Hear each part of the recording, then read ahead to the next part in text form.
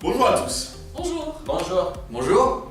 Aujourd'hui, nous allons vous expliquer les méthodes qu'il faut suivre pour présenter votre projet en 180 secondes. D'abord, l'introduction. Ici, vous allez amener votre sujet avec dynamisme et enthousiasme. Ça doit durer entre 30 et 40 secondes et vous devez garder une attitude positive.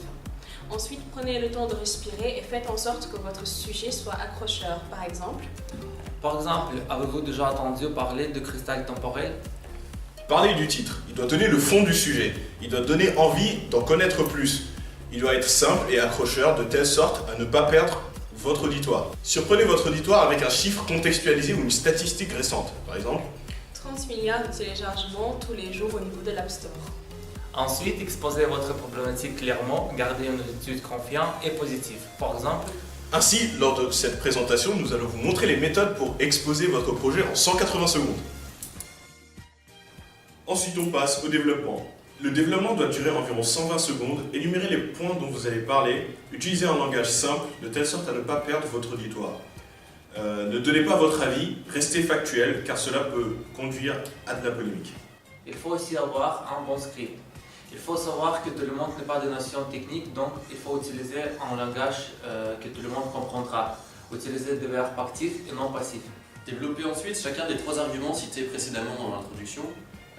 Cela peut se faire à l'aide de données statistiques, c'est-à-dire des graphiques, des affiches, des transparents, diapositives. Il faut privilégier des images qui sont beaucoup plus parlantes. L'argumentation doit être claire et convaincante et amener l'auditoire vers votre objectif. Aussi, il faut apporter des arguments qui justifient vos affirmations, comme des exemples.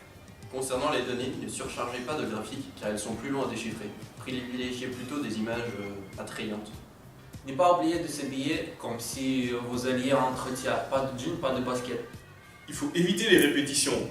Faire attention à votre posture également. Il faut éviter les gestes de fermeture tels que de croiser les bras ou les jambes, ou les gestes d'ennui tels que de mettre les mains dans les poches. Répartissez-vous la parole de manière équilibrée et assurez-vous aussi que le matériel est adéquat. La conclusion est une partie à ne pas négliger. Elle a pour but de résumer les grands axes de manière brève. Il faut reprendre les grands axes. Elle doit durer une trentaine de secondes dans le but de n'aller qu'à l'essentiel. Trouvez une phrase qui frappe, évitez de vous répéter et n'oubliez pas de remercier au montage ceux qui ont regardé la vidéo.